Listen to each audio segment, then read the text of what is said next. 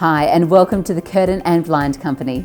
In this short video, you'll learn how to correctly measure for roller blinds. Roller blinds are ideal for nurseries, home theatres and bedrooms and are a simple and stylish choice. To measure for recess fitting roller blinds, simply measure the width of the inside of your window frame.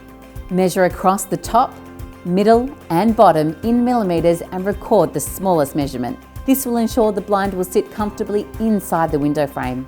Next, measure the exact height of the window recess. Again, take 3 measurements, the left, the middle and the right, and record the smallest measurement. To measure for face-fitting blinds, first measure the outside width of the window frame. Again, take 3 measurements, the top, middle and bottom, and this time record the largest measurement.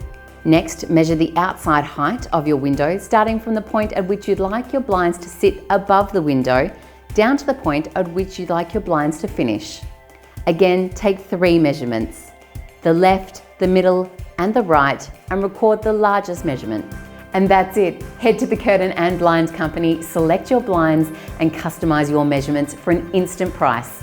Then place your order. You'll be enjoying new, beautiful blinds in no time. It really is that easy at the Curtain and Blind Company.